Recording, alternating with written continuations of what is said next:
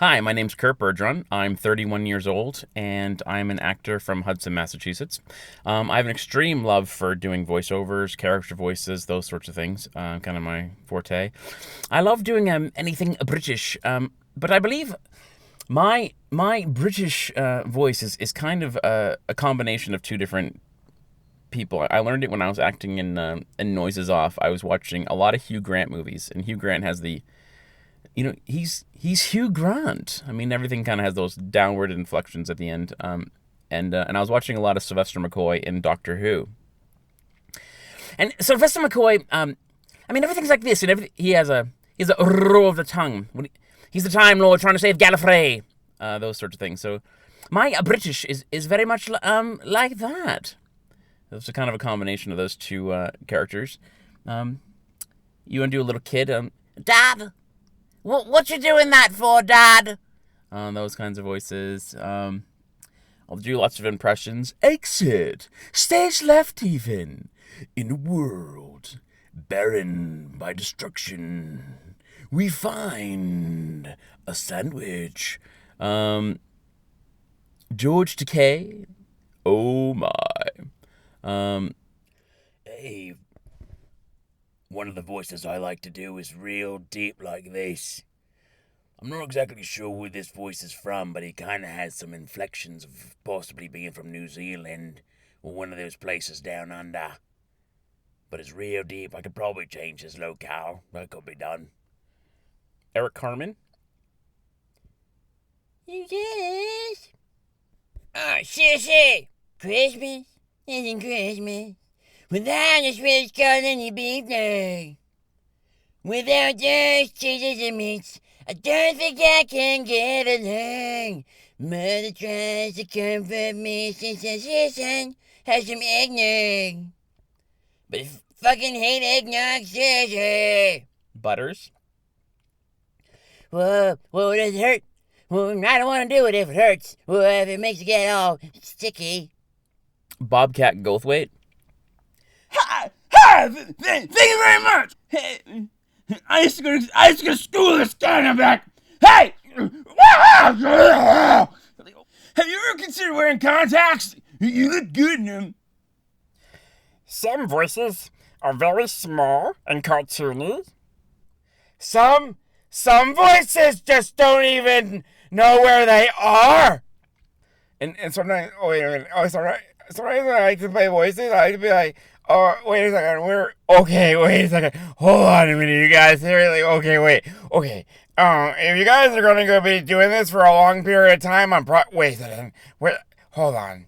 I'm also going to include a series of monologues I read, from previous years, using different, lesser, microphones, so I apologize for the quality, but I just want you to hear, some of the voices I do in longer than sample form, and if there's anything specific you'd like to hear or would like me to try, please don't hesitate to ask.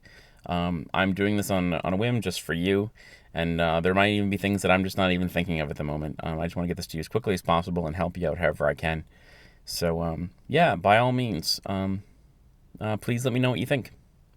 I was all set. I had the ring. I had the nice outfit. I had the perfect restaurant. I had the rental car. I was all set.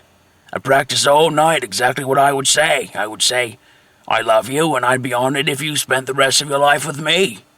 Yeah, that's right, I want you for the rest of my life. Perfect, huh?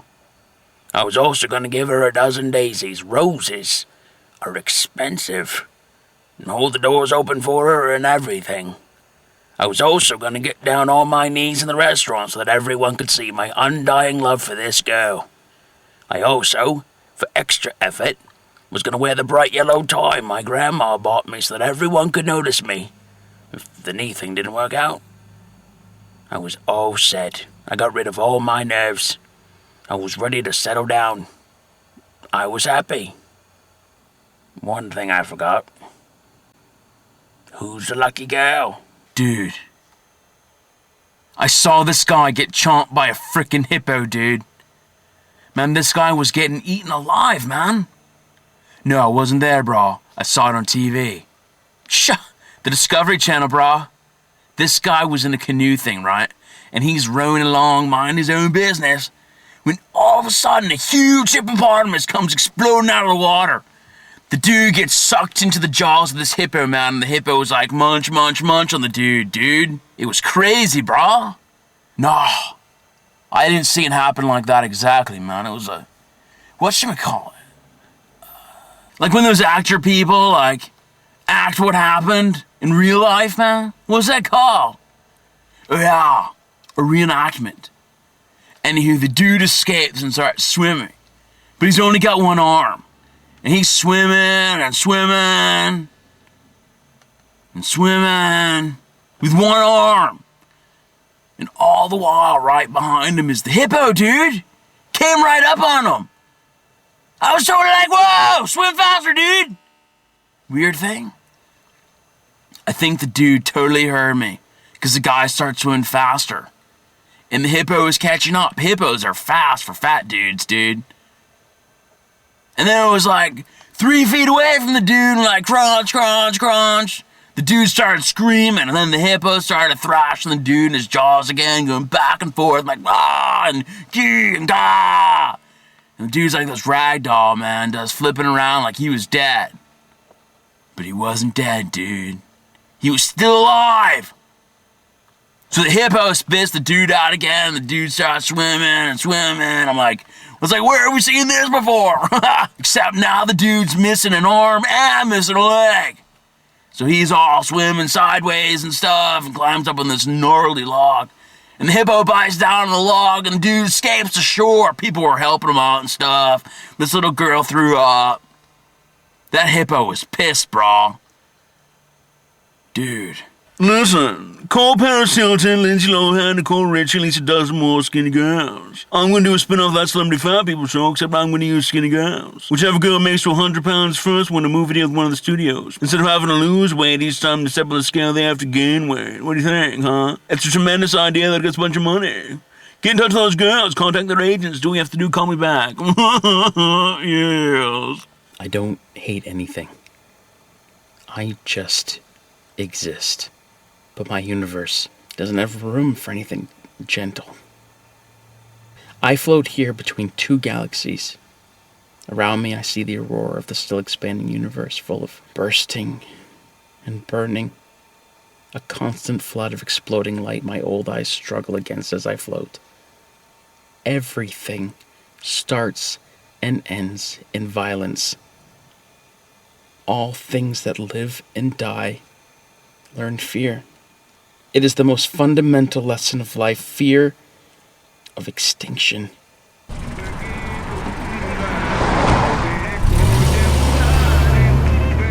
Hello, and welcome to Crash Cab. I ask you 3 questions. If you get them wrong, I drive off bridge. No, this is not Cash Cab. This is Crash Cab. What? No, you cannot leave. You must play. Here is my first question.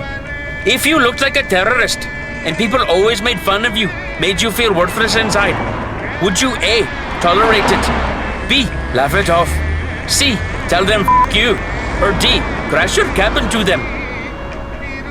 A is the wrong answer. 2 more and we fly. Here is my second question.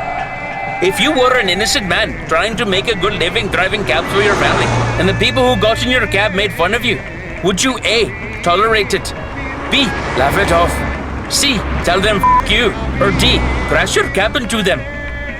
Again, B is the wrong answer, my friend. You have 1 more chance, buddy. No, stop begging. Beggars never win. Here is my third question. If you came to America for a better life, but instead drove in a smelly, stinky, rotten cab for 72 hours a day, dealing with people who constantly bark remarks at you, make fun of you, call you names, and don't ever tip you, would you A, tolerate it, B, laugh it off, C, tell them F you, or D, crash your motherfucking cab into their motherfucking people? Did you say D?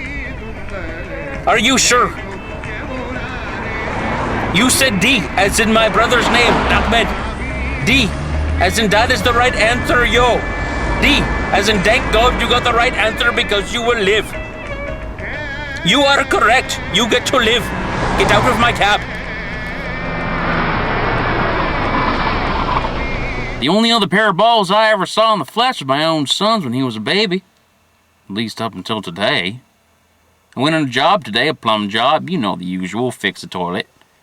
So I get in my truck and go out there out in Freeport. I get to the house, ring the bell, and this old man answers the door. He's in his 70s or so. He tells me he has a problem with his toilet. I follow him upstairs, and he begins to explain to me that the water level in the bowl's too high. I check it out, make some minor adjustments, give or take. Nothing really wrong with the levels. So I let the man know that his toilet's just fine. He tells me it's not. I told him it's normal water level. He tells me it can't be, because every time he sits on the toilet, his balls hit the water. Now, I did just about everything to keep a straight face. Let me tell you, the old man was serious. Then in an instant, he says, "Here, I'll show you." And before I could say boo, his balls are whipped out, and he's looking at me while he's sitting on the toilet going, "See." My mouth dropped because I just couldn't believe this was happening. I left the bathroom and went back downstairs, told the man that all I could think of was he needed a toilet seat that could go over his toilet seat. A way for him to sit higher so his balls won't touch the water. I mean, what the hell was I supposed to do? Insanity. I want to take this opportunity to invite you in for some sloppy joes. I've got all kinds of things, not just sloppy joes. I've got sloppy Susans, sloppy Johnnies, slip slappy sloppy rolls. I eat my sloppy joes much in the same way I suppose that I eat an Oreo. I twist the two halves, pull them apart, and run my tongue up that sloppy joe goodness. I squeeze the two halves back together. I tried dunking it once in a glass of milk, never quite worked.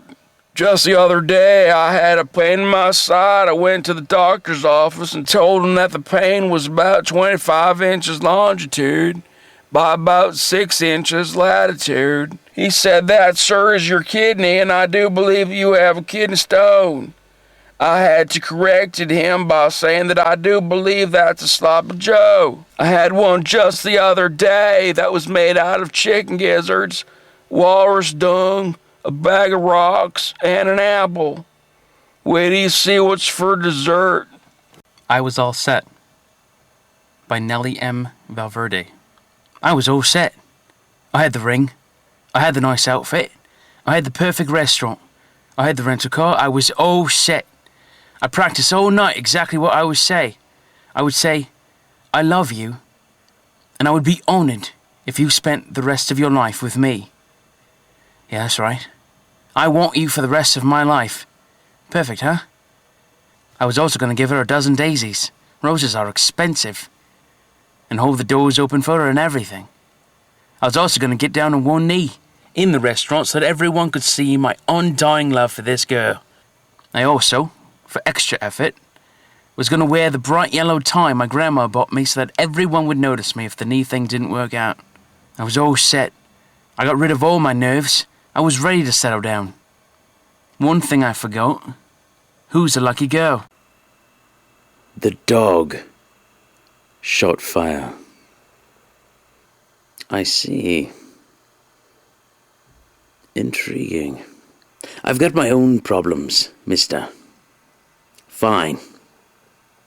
Fine, I'll ride with your boys. Where were they last seen? If you think they're demons, how is it you're going after them with pistols? If you think they're demons, how is it you're going after them with pistols? And you think that would make a difference? And you think that would make a difference? You're all so civilized. I have the situation under control. They're about to have the time of their lives.